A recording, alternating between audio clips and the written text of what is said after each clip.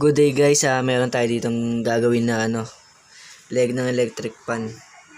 Kung mapapansin nyo dito sa may bandang leg niya, wala na siyang pagsasabitan na ito, swing arm niya. Ayan o, wala na. Kasi na pudpud na siya eh. Ito. Ayan. Ayan o guys o.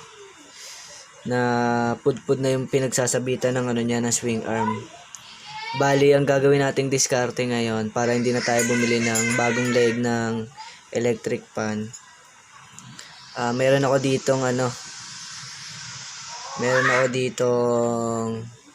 nut. Etong nut na to, ito yung magsisilbing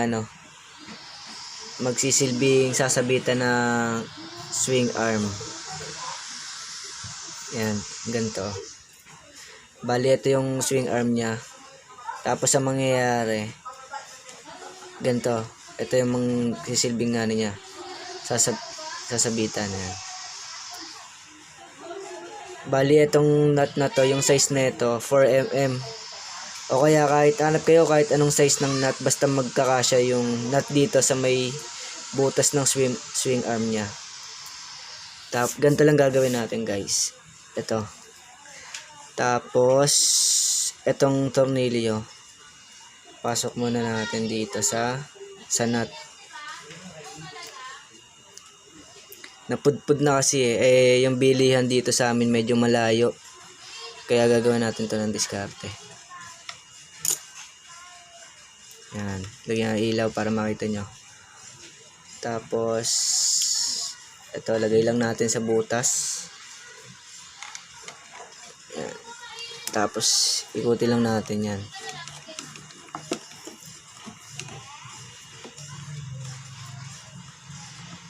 Yan lang guys. Ganun lang kasimple. Ito, naalog siya. Ibig sabihin medyo malaki yung butas na. Lumaki yung butas ng niya, yung dito sa may leeg. Gagawin natin, hanap tayo ng medyo malaki na tornilyo na kakasya dito sa butas ng nut. Maghanap lang ako guys. Ayun guys, may nakita ako. Ito talaga yung pinaka-tornilyo ng swing arm. Ito. Yan talaga yung pinaka-tornilyo ng swing arm. Kasyang-kasya to. Kahit di na tayo gumamit ng nut. Yan.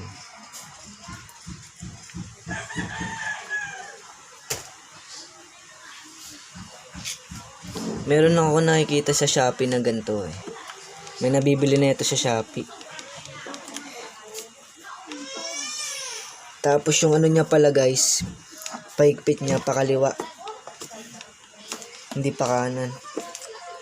Ayan guys oh. Saktong-sakto sa swing arm niya.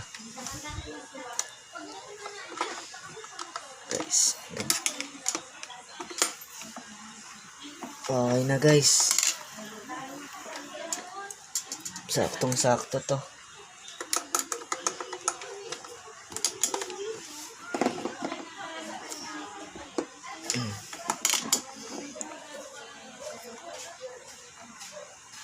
Tapos kabit na natin dito sa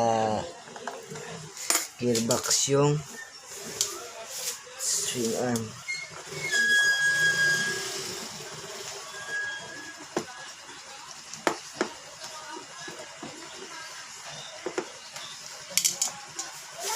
Ayan guys, paandarin na natin. Kung mapapansin nyo, ito saktong-sakto talaga yung niya, yung nakita kong tornilyo.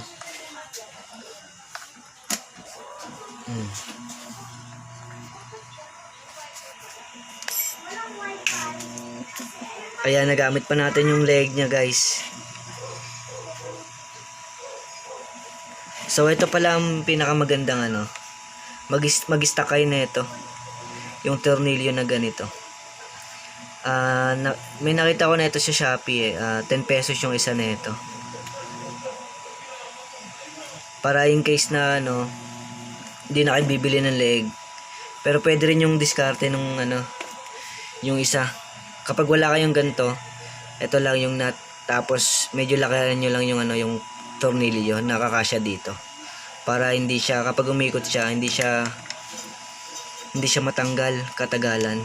Ito pit na pit, oh. Sobrang tigas. Kaya saktong sakto dito.